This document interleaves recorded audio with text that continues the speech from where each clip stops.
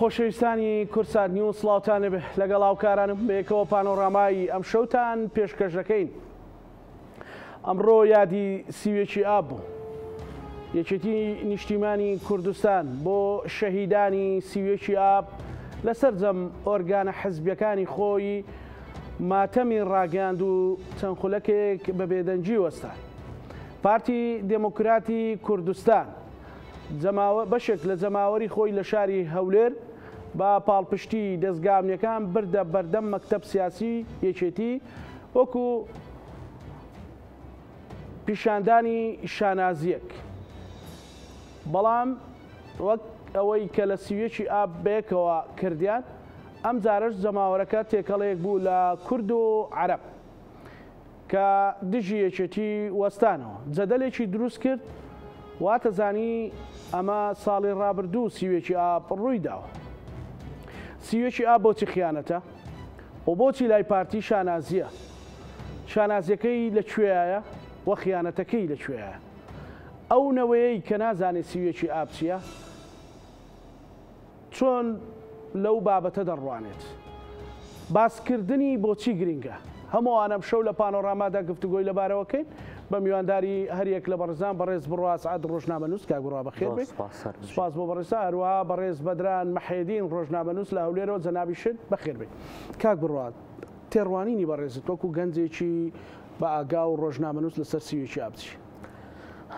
لە ڕاستیە کاک زانا سیوێکی ئاب ڕۆژێکی ڕەشە لە مێژووی گەلی کووردا و منەمێ بەر لە هەموو شتێک پرسە و سەرخۆشی خۆم ئاراستەی هەموو کەس و کاری شەهیدانی سیوێکی ئاب بکەم، چونکە و هەروەها ئەوانەشی کە بێسەر و شوێنن، چونکە ئەمە وەکو ڕۆژنامەنووس کاتێ بەر هەواڵ و مێژوو ڕووداوەکانەکەوین ناچارین بۆ لێکۆڵینەوە. بە پێی زانیاریەکانی ئێمە ئەو لێکۆڵینەوانی کە کردومانە وەکو کاری ڕۆژنامەوانی خۆمان هەتاکو ئێستا دەیان کەس بێسەر و شوێنن و لەو بێسەر و شوێن بوانە لە زیندانی ئاکرێدا ماون. جگە لەوەی کە پارتی دیموکراتی کوردستان لە سیوێشی ئاب و ڕۆژان و ساڵانی دواترش کۆمەڵکوژی ئەنجام داوە، جینۆساید و تاوانی جەنگی ئەنجام داوە.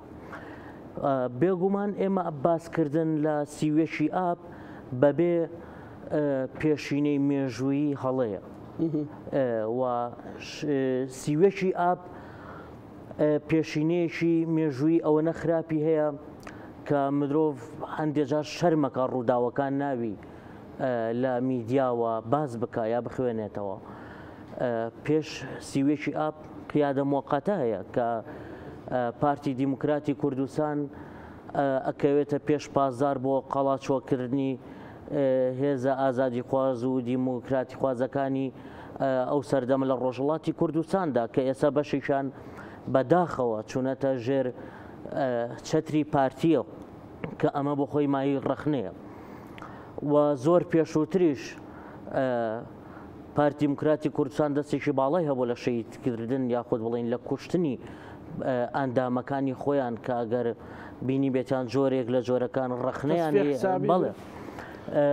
کە نەیاریان بوونەوە. تەنانەت ئێمە گەر بگەڕێینەوە بۆ جێبوونەوەی باڵی مەکتەبی سیاسی پارتی دیموکراتی کوردستان، خوا لێ خۆش بوو مامۆسای برای محەممەد لە یەکێ لەو پەرتوکانی کە هاتووەکو پەرتوک بە ناوی دادگای مێژوو کە دیدارێکی نێوان مامۆستا هاوار و بەڕێز ئۆجەلان و مامۆسای برای محەممەدا. مامۆسای برای محەممەد دەجێڕێتەوەڵێ داوامان کرد تکامان کرد لە یەکێتی سۆڤێت بە هەر جۆرێک بێ کە جیازێکی پەیوەندیمان بۆ دەستەبەر بکەن بۆی بتوانین لە ڕێگەی جیازەوە هەواڵەکانی و ڕووداوەکانی ڕۆژ بگەێنین بە مەلا مستەفا، چونکە و هیچ کات ئامادە نەبووە بێتە خوارەوە و درەنگ هەواڵ و ڕووداوەکانمان پێگەیان. ئەڵێ ناچار بووین تکا بکەین لە یەکێتی سۆڤێت بۆی جیازێکی پەیوەندیکردمان بۆ دەستەبەر بکە. دوای دەستەبەرکردنی جیازەکە مەلا مستەفا جیازەکار لە شاخ کاتێ پێگای شوێنێ ئەڵێ ئەیانەوێ جاسوسیم بەسەرەوە بکەن. یعنی ئەوەنە چونکە هەمیشە ناپاکی لە ناویانە هەبووە وەکو خود وەکو بنەماڵە هیچ کات باوەڕیان بە تەنانەت کەسە نزیکەکانی خۆشیان نەبووە چونکە ئەمان هەروەکو بنەماڵەیەکی ڕۆشنبیر و خوێنەوار نەبوونە بۆیە کێشەیان لەگەڵ خوێندنەوە هەبووە کێشەیان لەگەڵ خوێندەوار و لەگەڵ ڕۆژنامەنووسی شابووە سەبەڕێز کە ڕۆژنامەنووسێکی بێ دوودڵیان کێشیانە لەگەڵ بەڕێستا ئەنی هەر بۆی کە تۆ ڕۆژنامەنووسبی لە میدیایەکی دەرەوەی ئەوان کار بکەی بەسە بۆی ئەوان وەکو دوژمن تۆ ببینن و ئەمەش بێبەڵگە نییە ئێمە بینین دەیان کەیسی تیرۆرکردنی ڕۆژنامەنووسان هەیە و کۆمەڵکوژی ڕۆژنامەنووسان هەیە لە 15 ئایاری ساڵی 1996 پارتی دیموکراتی کوردنەوە حوت پارتی دیموکراتی کوردستان هەڵە کوتێدە سەر بارەگاکان یەکێتی نەتەوەی دیموکرات و ڕۆژنامەی وڵات و ناوەندی چاند و نەخۆشخانەی شۆڕژە ئازادی خوازەکان کەوکات لە هەولێر هەبوونا مەسعود بارزانی پێش ئەوە چونکە پاکەکە داوای دڵنیایی لە مەسعود بارزانیەکە لەو سەردەما و مەسعود بارزانی سوێنەخوا بە گۆڕی مەلا مستەفای باوکی کە هێرش نەکاوە کۆمەڵکوژیان نەکاوە کاری بەسەرەوانەوە نەبێت بەڵام ئەوان باوەڕ بەمە ئەکەن و ئەکەونە ناو تەڵەی مەسعود بارزانیە و لە ئەنجامدا ئەبینین کە زیاتر لە 83 مرۆڤی ڕۆشنبیر ڕاگەیاندنکار میدیاکار ئەبن بە قوربانی و کۆمەڵکوژ ئەکرێن ئەمانە هەمووی مێژووی ڕەشن بە تەوێڵی بنەماڵی بارزانیەوە و لە مێژووی هەمیشە خەڵک نەفرەت لەو مێژوواکە و ئەوەی بەڕێزت لە پێشەکێکە باس کرد زۆر سەرنج ڕاکێشە خەڵک ینی پارتی دیموکراتی کوردستان هەمیشە بانگەشەوەکە گوایە هەولێر و بادینان قەڵای زەردی پارتیە بەڵام ئێمە ئەبینین لە هەولێر عەرەب و پاکستانی و هندی و بەنگلادیشی ئەهێنێ بۆی سیوێکی ئابووک و شانازی نیشان بدەن ئەمە ئەو بەڵگەیە کە خەڵکی هەولێر سەراپای خەڵکی هەولێر و خەڵکی بادینان لە دژی بنەماڵی بارزانی و بەتایبەتش پارتی کە ئەمە زۆر ڕوون و ئاشکرا من ئەمەوێ لێرەدا نوکتەیەکش ینی وەکو نوکتەیە کە وەکو ڕووداوێک ڕوویداوە ژنێک لە دادگا شکاتەکەڵێ من سیوێکی ئابم بەسەرا کراوە دادوەرە پرسێت چۆن سیوێکی ئابت بەسەرا کراوە ئەڵێ هاوژینەکەم ژنێکی عەرەبیە ناوەتە ماڵەوە لە کاتێک کاسی بە نەخۆشبوونی من کردووە یعنی سیوێکی ئاب تەنیا ڕۆژێک نییە بەڵکو چەمکێکە بۆ خیانەت یعنی ئەو ژنە ناڵی خیانەتم بەرامبەر کراوە سیوێکی ئابم بەرامبەر ئەنجام درراوە یعنی وەکو چەمک لەناو کۆمەڵگای کوردی ئەجێڕ درێتەوە پارتی لانیکەم وەکو ئەوەی کە وەکو هەڵەیەکی خۆی با قبوڵی بکردا یعنی وەکو تاوانێک زۆر کات ئاساییە مرۆڤ هەڵە ئەکا و لە هەڵەکەی خۆشی پەشیمان بێتەوە بەڵام ئەوان جینۆسایدیان کردووە تاوانی جەنگیان ئەنجام داوە مرۆڤیان بە بلۆک کوشتووە ینی جەمال مورتکە وەجی بارزانی و دینۆ بارزانی ئەمانە بە قسەی و شاید حاڵانی کە لە ناو ئەوە خەڵکی ڕەسەنی هەولێرن ئەژێڕنەوە کە خەڵکی ئازادی خواز و کوردپەروەر پێشمەرگە میدیاکار بریناریان بە بلۆک کوشتووە تۆ چیش شانازی بە چیەوەکەی ئەوەنە دژە مرۆڤ بە بلۆک بکوژیت یعنی پێویستە پێداچوونەوە بە خۆیاندا بکەن و مرۆڤ ڕاستە وەکو زۆر جار وەکو غەریزەیەک حەزی لە دەسەڵاتە حەزی لەمانەوەی هەتا ئاستێک نۆرماڵە چەنە من دژ بە هەموو چەمکەکانی دەسەڵاتم بەڵام بۆ پمانەوەی خۆت و پارێزگاری کردن لە خۆت ناکرێ مرۆڤ پشت بە دوژمنەکەی ببەستی زۆر باشە گفتوگوی زیاترەکەین لەسەر مەسەلەی شانازی گفتوگوی زیاتر لەگەڵ بەڕێستاکەم کاک بەدران بەڕێزت ڕۆژنامەنووسێکی شاری هەولێری و گەنجێکی شاری هەولێری سیوێکی ئاب چی بۆ تۆ ئەگەیەنێ وەکو هەولێریەک شانازییان خیانەت سلااو کاکزانە سلااو لە تۆ لە کاک بڕای میوانت لە بینەدانی کورسات نیوز لە ڕاستیدا بڕۆ ڕۆژێکی ڕەشە لە مێژووی گەلی کورد و 28 ساڵە ڕۆژ بە ڕۆژ ئەم ڕۆژامێنێتەوە و بەردەوام نیشان یار بۆ معلوماتی جەنابەت من پێش داخلی بەرنامەکە سەری شاشەکەیەوەمە کرد بەرنامەیەکتان هەیە بە ناوی ڕۆبۆت یعنی ئەو بۆ جیلی ئێستا کە ئەو جیلی نازانێ خیانەت یعنی چاتی GPT ینی کورد دروستی نەکردووە لایەنەکانی دەرەوەی پارتی دروستیان نەکردووە هیچ ئەنتی پارتێک دروستی نەکردووە تۆ بنووسە سیوێکی ئاپچیا بە کوردێکی زۆر جوان پێت ئەڵێ خیانەتێک بۆ 28 ساڵ لەمەوبەر کە پارتی دیموکراتی کوردستان کردوویەتی ئێستا شانازی پێوەکە پێ ئەڵێ ئێمە فەسادمان هێناوە فەسادمان پێ دەرکردووە لە کاتێکدا ئەوان بەحسیان هێناوە و کرێگرتەی بەحەز بوونە یعنی شتەکان لە ڕۆژی چاپ شتێکی نوێیان نەبووە ینی شیرنی خواردنەوەی ڕۆژی زاواجەکان نەبووە لە پێشتر ئەو عیلاقات و پەیوەندیە هەبووە سیوێکی ئاپ ڕۆژێکی ڕەشە لە تاریخی کورد بە 100 ساڵی ڕابردوو نەبووە خیانەت لەو شێوەیە خیانەت لەناو بزوتنەوەی ڕزگاری خوازی کورد بە بەردەوامی هەبووە بەڵام هیچ خیانەتێک وەک ئەو خیانەتە نەبووە من ئەتوانم لە کورتترین پێناسە بڕێم کاکزانە سیوێکی ئاپ کودەتایەکی زۆر گەورە بوو بەسەر ڕاپەڕیندا کرا باشە لەبەرەوەی ئەو هێزەی کە هاوبەش بوو لە حکوومەتی نوێی لە ساڵی 92 و یعنی ئاغاکەی دەرکرابوو و خواکەی دەرکرابوو میرەکەی دەرکرابوو تەحملی نەما نەیدەتوانی لەبەر هەر ژێردەستە بووە هەر کرێگرتە بووە و ینی کەواسووری بەرلەشکرد بوو بۆ دەسەڵاتە ئیتر بۆیە توانی نای بنێن سیوێکی ئاپ کودەتایەک بوو بەسەر ڕاپەڕین بەسەر ئازادی بەسەر شۆڕش بەسەر ئازادی گەلێک بەسەر نەتەوەیەک ئێستا زیاتر لە 40 ملیۆن کەسە یعنی ئەوەی شۆکی کردین کاکزانە لە 28 ساڵی ڕابردوو ئەوەی ئەو ساڵ ئەوانە کردیان لە ناو هەولێر کەمینەیەکە ینی هەموو خەڵکی کوردستان ئەزانێ ئەوانە چێ بوون بەشێکی عەرەب بوو بەشێکی سووری بوو بڕوا بکە کاکزانە فەردی وای تیا بوو بە شەخسی ئەیناسم تا ساڵی 2000 لە مووسڵ بەعز بوونە باشە تا ساڵی 2000 باشە بەڵام کاک بەدران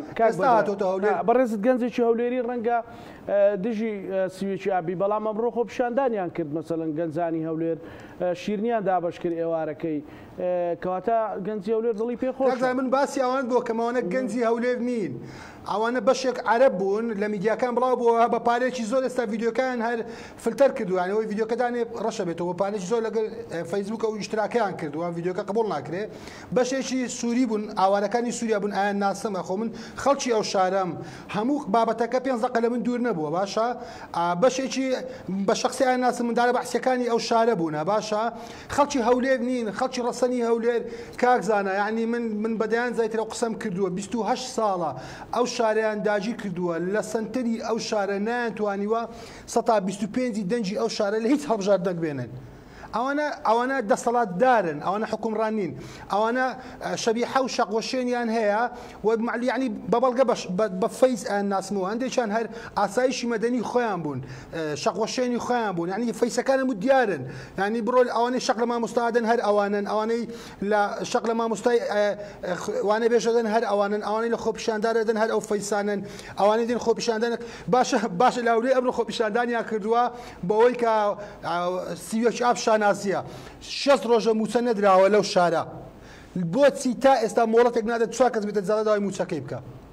باشە ژینگەی هەولێر خۆزگە ئێستا تۆ لە شوێنەکەی نەبی ئەچێ دەرەوە بزانە بۆنی غاز چۆن جێژ دەکا باشە بۆ مەجارێک خۆپیشاندانێک بکرێ سێ بەشی ئەو شارە لە خەدەمات و لە پرۆژە بێبەشە تەنیا ئەو زەویانە نەبێت کە بۆ خۆیان داگیریان کردو بۆ نەوەکانیان و بۆ ئەوانەی لە دەستی دووسەی خوارەوە کە کەتنەکانیان پێەکەن ئەوەی لەو شارەیە هیچ کاتێک نە ئەوانەی قبول بووە ئەوەن ئەوانەشی قبوڵە ئێمە گەنجی ئەو شارێک ئێمە ئەزای ڕستنی ئەو شارە چێە یعنی کاکزانە ئەوانەش سەری کە شانازی بەچێوەکەن 28 سال بەر لە ئێستا لە 24 سعات 450 پێشمەرگەی نیشتیمانی کوردستان شەهید بووە 2000 بریندار بووە 1500 سیاسی ئۆپۆزیسیۆنی عراقی گیراوە و بێسەروشێن کراوە و شەهید کراوە نزیکی بۆ 2000 بۆ 3000 ئەندامی لایەنە ئیسلامیەکان گیراون و سزا دراون بەسەروشێ کراون زیاتر لە 300 ئەندامی حیزبی تورکمانی کوردستان ئاوارە بووە و دەرکراوە و سزن کراوە هەندێک تا ئێستا بێسەروشێن ئەمڕۆ ژیادیان کردەوە وەک ئەوەی یەکێتی بەردەم مەقەڕەکەیوانش پڕ بوو لە هێزی سەربازی و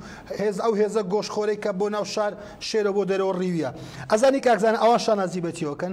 28 سال بەر لە ئەوڕۆ لە ماوەی 24 سعاتدا 6000 حاڵەتی دزی لە 24 سعات تۆمار کراوە تخوا ئەوانە دزنیان خەڵک دزە ئەوانە دزن ئەزانی کاکزانە مستەلاحێک هەیە لە هەولێر لە دوای سیویچ ئابەوە ئەوان شەڕی پارتی کرێکارانی کوردستانیانە کرد ئێستا بە خەڵکەن سیارە دزین نەماوە لە هەولێر ئەوەی سیارەیە بە سیارەکان لێستان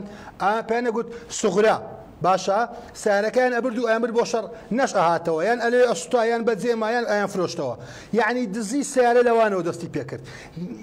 دەرکردنی خەڵک لەوانەوە دەستی پێکرد فەسادی لەوانەوە دەستی بکرد کاکە ئێمە خەڵکی ئەو شارەی لەو شارەژین کاکە وڵای ئێمە لەو شارە چاومان کردوتەوە ئەزانی چێ خەڵکی ئەو شارەیە ئەزانی چێ داگیرکەرە ئەزانی چێ دەستی خیانەتی گرتووە ئەزانی چێ لەوەتی هەیە 78 ساڵە خیانەت لە خوێنێتی ئەزانی چێ ئێستاش ئامادەیە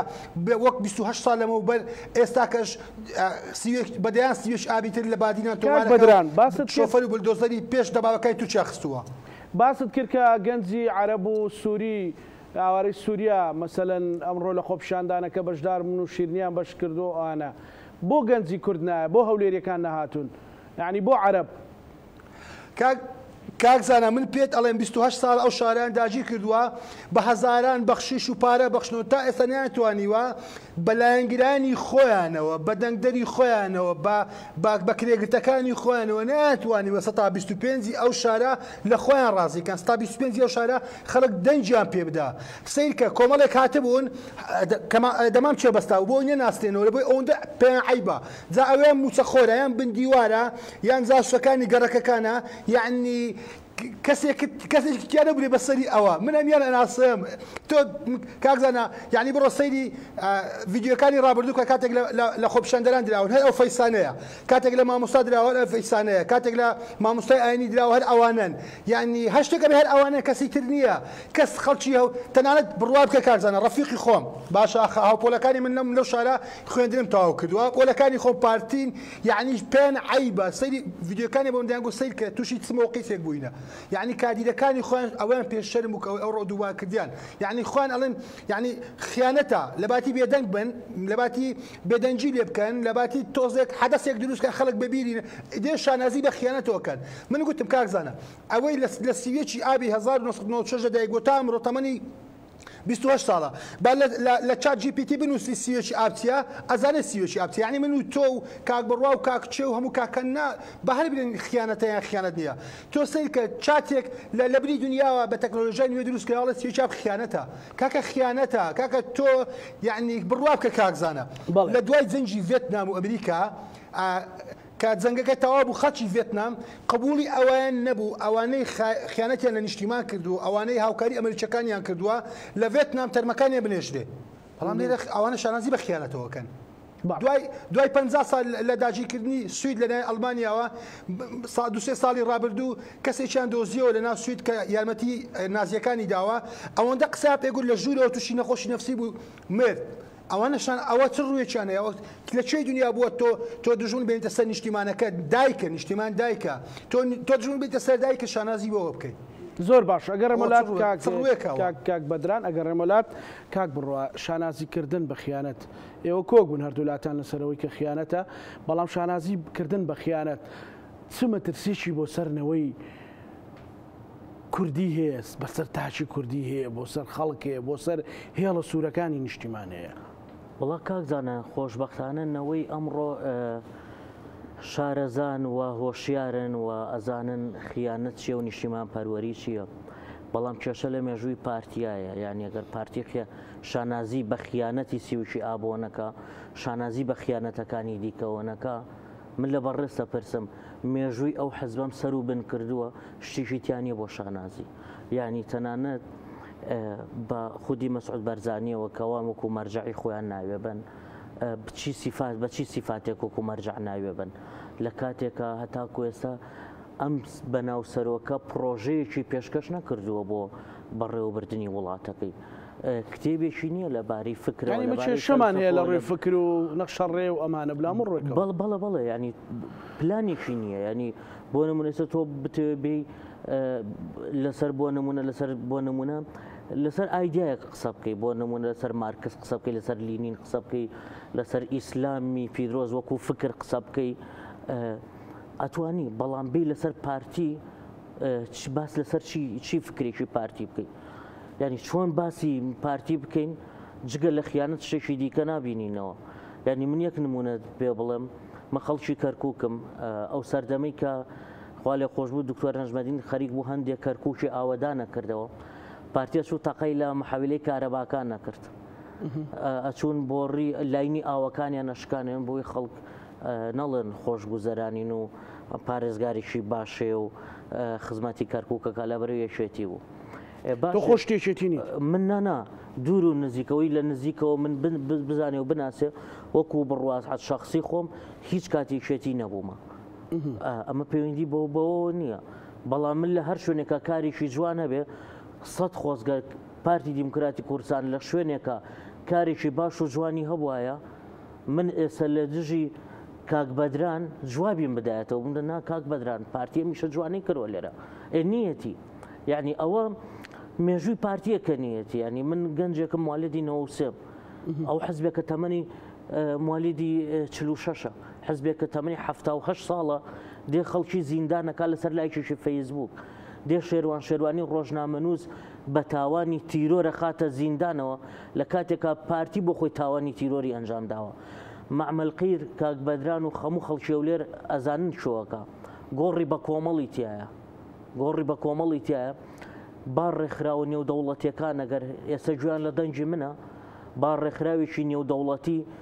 بێ بڵێ ئێمە کەشفی مەعمەلقیرەکەین چی لەم ژێرەیە هەیە گۆڕی دەیان مرۆڤی کورد هەیە بە ژن و بە پیاوە کە لە جوانترین مرۆڤەکانی کورد بوونە لەو سەردەمەدا پارتی دەستگایەکی بە ناوی دەستگای دژە تیرۆر لە ڕاستیدا و دەستگای دژە مرۆڤە بۆ دەستگای دژە مرۆڤی پارتی وەکو بەشێک لە ئەو سیلسلەی و ئەو دامەزراوەکانی دەوڵەتی داگیرکەری تورک لە ناو هەرێمی کوردستانە کارەکە هەتاکوێسە ئەم دژە تیرۆرە هیچ چالاکێکی نەبوو ئەم دەستگای دژە مرۆڤە جگە لە ڕێنیشاندانی دوژمن پەیوەندانی GPS بۆ سیارەی مرۆڤ و خەڵکی ئازادی خواست و پێدانی زانیادری چاواشە و درۆ بە درۆنەکانی دەوڵەتی تورک ئەکرێت لە هەر شوێنێکە سبەی ڕۆژنامەنووسێک قسەی جەنابەت بێ کە ئیشەکەی گۆڕاوە بۆ دژە تیرۆریەکەی بۆ دەستگای دژە مرۆڤە یعنی ئێمە دەستگای دژە تیرۆر لە هەر شوێنێکی دنیاە وڵاتەکەی نیشتیمانەکەی لە بەرامبەر تیرۆرە ئەپارێزێ خەڵکەکەی گەلەکەی ئەپارێزێ بەڵام ئەم دەستگای دژە مرۆڤە ڕێنیشاندری دەوڵەتێکی داگیرکەر و دوژمنە بۆ تیرۆرکردنی ئازادی خوازەکانی خۆی یعنی من ناچارم بە دژە مرۆڤ ناوی بەرم لەوەری کردەوەکانی خۆیان سەلمێنێکە دژە مرۆڤن کاک بڕۆ ئەمە بابەتێکە قسەی لەسەرەکەینەوە شەچێت تۆ پرسی چوارچەوەی پرسیینەتەوەتی بەڵام ئەمڕۆ کاک بەدران باسەکە کە عەرب مەسەلەن عەرب بەشداریان کردو بۆ پێت وایە هەولێری بەشداریان نەکردو بیستویانە کێشەی کورد و عەرب دروستکەنیان یادی سیویکی ئابۆ کە عەرب و باسییان هێنا گاردی کۆماری و ئەوان یادگاری زۆر باشیانێ لەگەڵ بەحس و بە تایبەت عەرەبی سونە چونکە هەتاکو ئێستاش پارتیە حزبێکی زۆر وەفادارە بەرامبەر بە خزم و کەس و کارەکانی سەدام حوسێن لە گوندی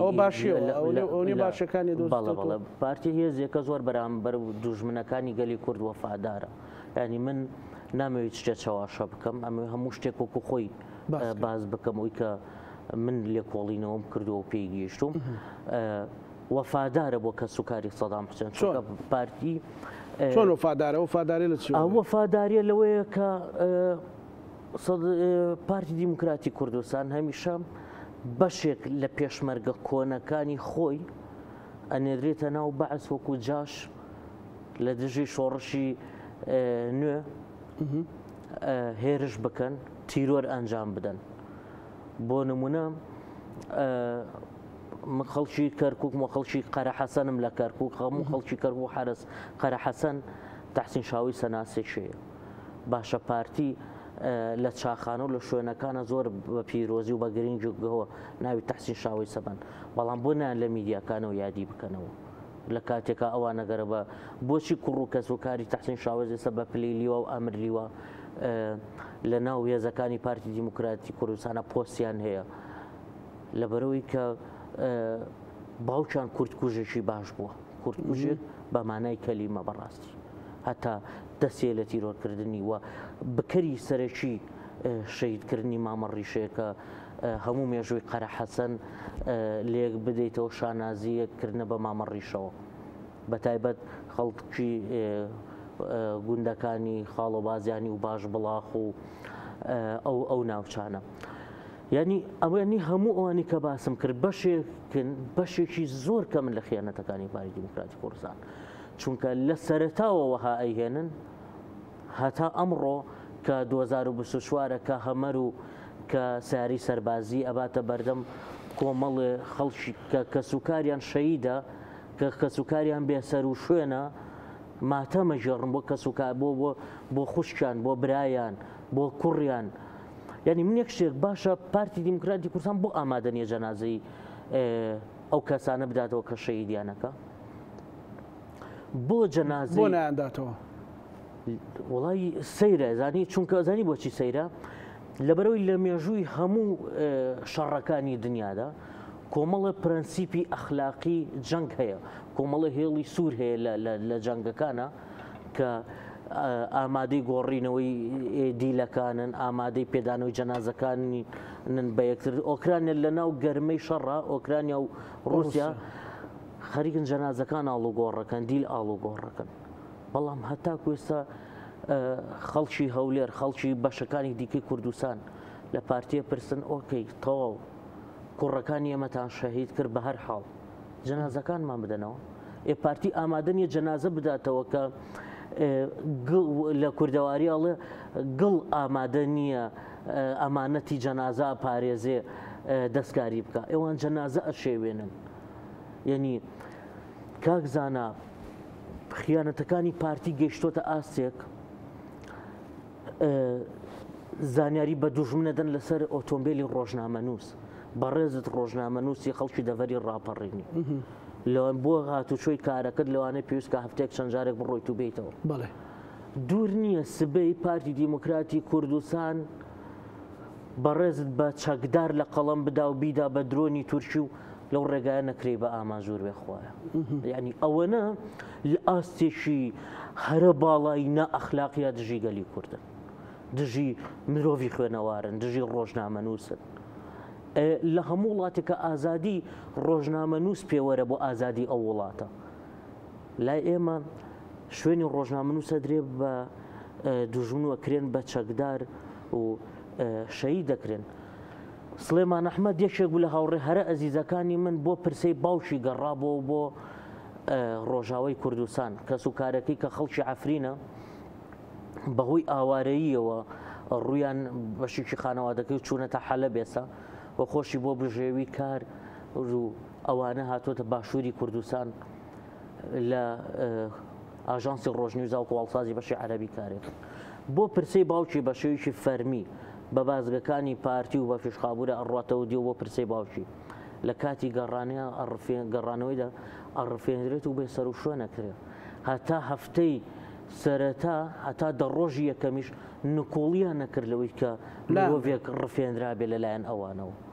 بەڵام دواتر کە میدیا جیهانیەکان و دواتر ڕێکخراوە جیهانەکان هاتنە سەرخەت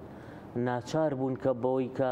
ئاشکرایکەن لە لای ئەوانە ئەنجا ڕێگان بە پارێزەرەکانی نادا سەردانی بکەن. یعنی مرۆڤێک لەم وڵاتەیە کە باس لە ئازادی بکە ڕەخنەیان لێ بگرێ دژی داگیرکەر بێ زۆر نۆرماڵ و ئاسان لەن پارتی دیموکراتی کوردستانەوە بکرێتە ئامانج ئیتر کاکزانا بێ کاک بێ خانم بێ هەر ناوێکی دیکە بێ ئەوان ڕۆژنامەنووس لەژێر بیانووی چەک و چەکداریە ئەکەنە ئامانج و شەهید دەکەن. زۆر باش کاک بەدران بۆچی هەولێریەکان شانازی ینی مەسەلەن ئەوانەی کە ئەمڕۆ ئاهەنگیان کردەوە ئەوانە ئەڵێم پێش سیوێکی ئاب دزی هەبووە خەڵک بەڕازی ئەوە خۆیان بێنەی بەڕازیلی ئۆتۆمبیل دانێن لەسەر بام بۆ خەڵک لە ترسیەوەی مەسەلەن لە سایە حکمی یەکێتیە خەڵک سیارە نەدزێ لەسەر بان دایناوە بۆ دوای ئەوە ئێستا سیارە نادزرێ ئێستا هەولێر ئەمن و ئەمانە یعنی بۆچی شانازی پێوەنەکەن ئێستا بەشێکی زۆری شارەکە پێڵێن دوبەی کوردستان بەڕاستی کەیکێک لە شارەکانی خەلیجیان ئیمارات ینی بۆ شانازی نەبێ هەولێر گەشە سەندنی باشی بەخۆیەوە بینیوە. کاکزان نازانی ئەو شارەوەندە گەورە نییە ئێمە خەڵکی ئەو شارە بە ڕێژەیەکی زۆر یعنی یەکتر نەناسین و یەکتر ڕۆژانە نەبینین هەولێر بەو کۆتایی سە ساڵات تۆزێک گەشەی کرد و خەڵکی غەیرە هەولێری زیادی کرد باشە ئەوانەی دێنە ئەو فەوزای ئەو وەزع دروستەکەن یعنی ئەتوانم مەسەرەن دابەشی کە بەسە چەند بەشێک بڕواب کە بەشێکیان یان دانە مەزراون نانیێبی خۆن بە پارێکی کەم بە وەکو ڕۆژانەی کرێکارێک دێن ئەو قۆنتەراتە باشەوە بە قۆنتەرا دێنی شەکاکەن یان بەڵێنی دامەزراندنیان پێداون و یان دامەزراون کرێچین یان کرێچینی خانی خوێنێ لە خراپترین دۆخی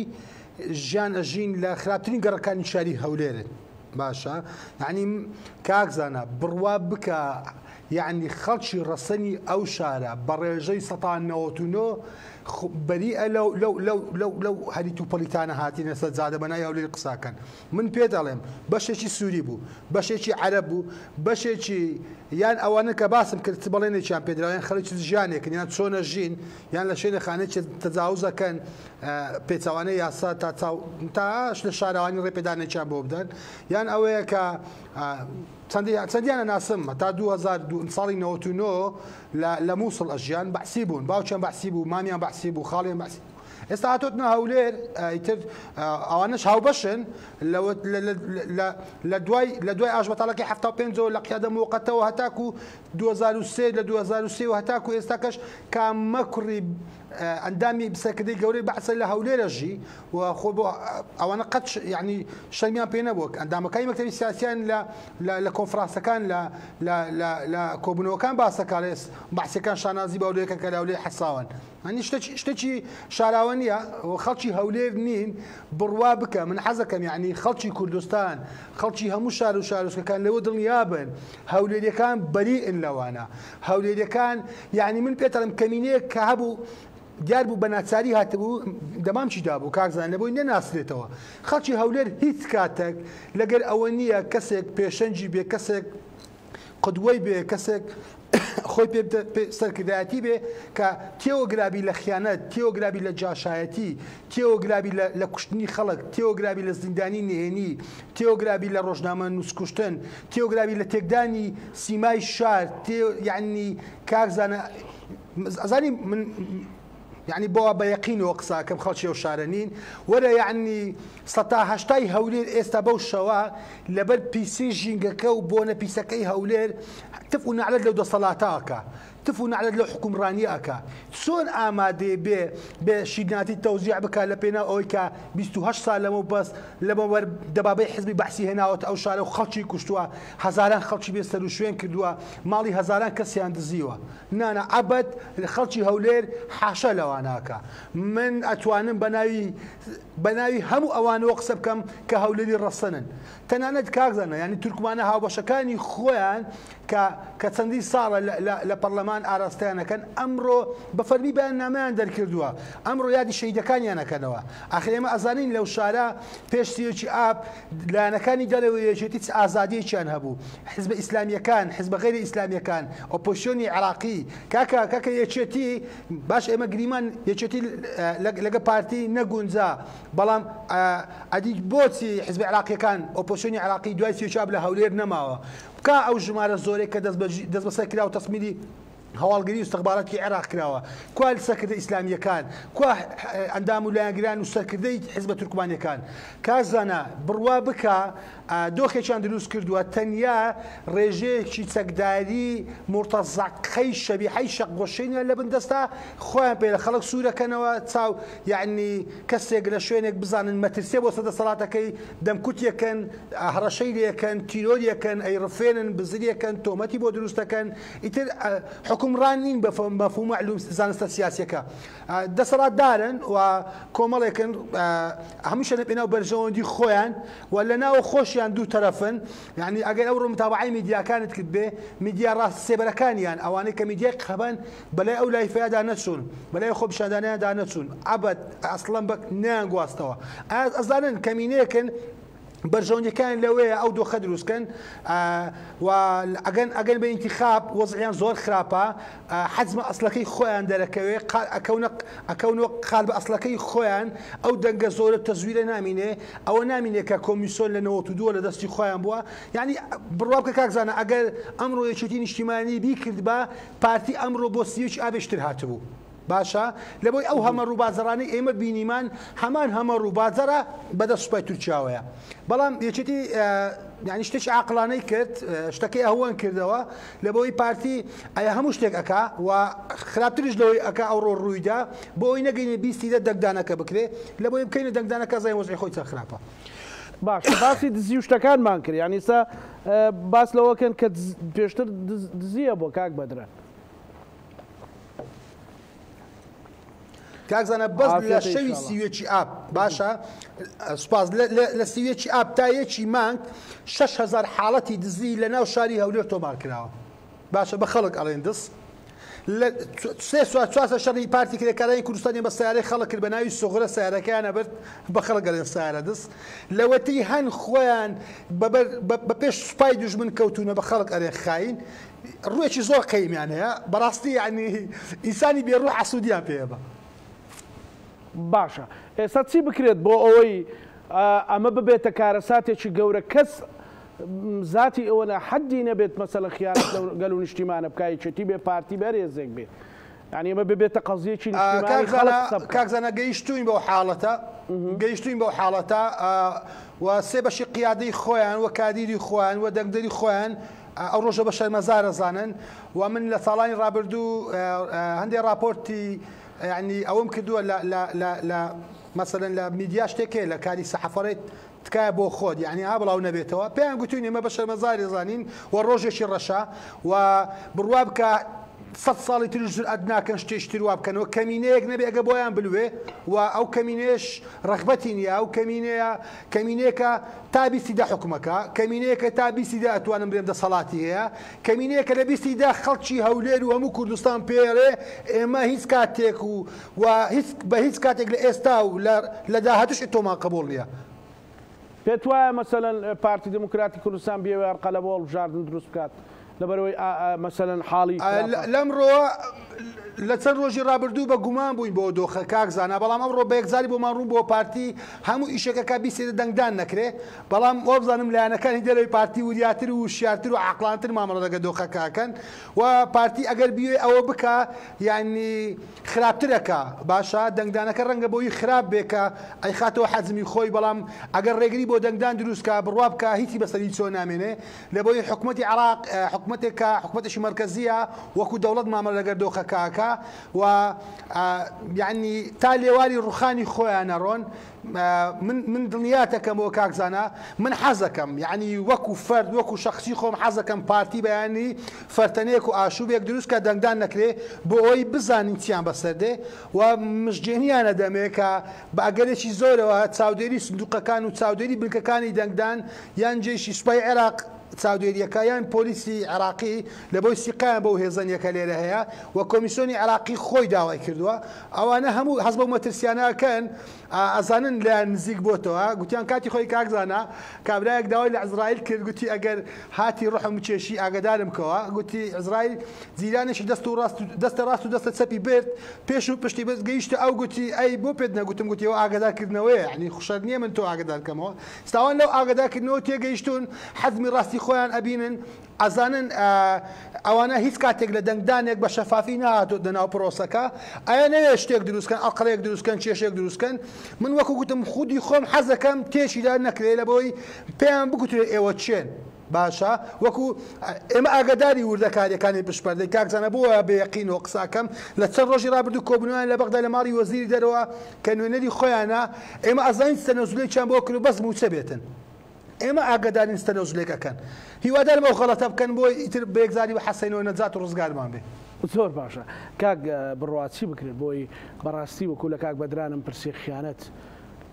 خیانەتی نیشتیمانی خیانەتی نەتەوەی ببێتە یعنی لای هەموو خەڵکێک هەر کەسێک بیکە هەر هێزێک بیکە ببێتە کارەساتێکی گەورە وە هیچ کەسێک حەدی ئەوینە ببیکە لە ترسی میلەت کاک زانە ئێستا پارتی لە نوێترین پیلانەکانیا بۆ خیانەت لە هەوڵی هەڵگیرساندنی شەڕێکی گەورەیە دژ بە گەریلاکانی ئازادی کوردستان. بۆچی؟ پارتی هێزێکی شەڕکەر و ئەوەنە ئازا و جەسوور نییە، بەڵام ئێستا پارتی کرێکەران خۆی لەو شەڕە پاراستووە بە حکمی کارەکەمان کە ڕۆژنامە نووسین و ڕۆژانە چاودێریەکەین. پارتی ئێستا لە شەڕێکا لەگەڵ پەکەکەیە 200 گەنجی ئەم کوردستانە کە بۆ بژێوی بوونە بە پێشمەرگە بدا بە کوشتە بۆ ئەوەی کە بڵێنەها پەکەکە کوڕەکانتان شەی دەکە. بەڵام پەکەکە خۆی لەمە پاراستووە بە حکومی لە 2 ساڵی ڕابردوودا پارتی لە ناوچەی خەلیفان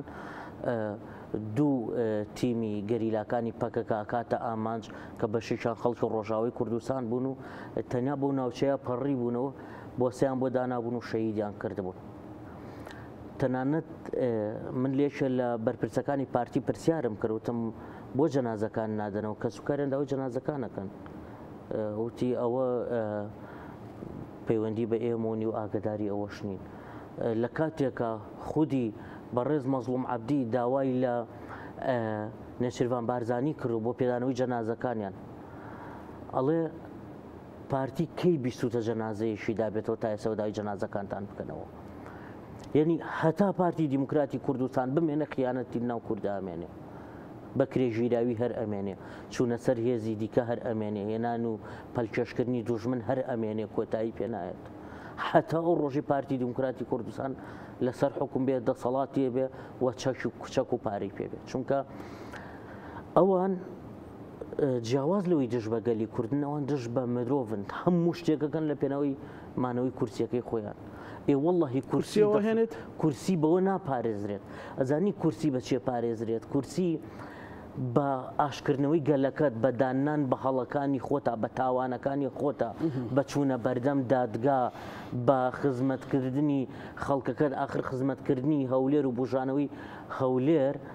بە ئاپارتمان و گوندی لوبنانی و قەریە لوبنانی و هێنانی پەرژینێکی قایم بێت لە ڕووی جەنابتان و بینەرە بەڕێزی لە کورسات تێمابینێ، بەهێنانی لەشفرۆش لە وڵاتانی دنیاوە. وڵات نابێ بە وڵاتێکی پێشکەوت و وڵات بە هەبوونی ئازادی و دیموکراسی بە پێدانی مافی زانیاری بە ڕۆژنامە نووسان کە یاسایە لە هەرێمی کوردستانە بەمانە وڵات پێشەکەوێ. تۆ چی لە ئاپارتمان و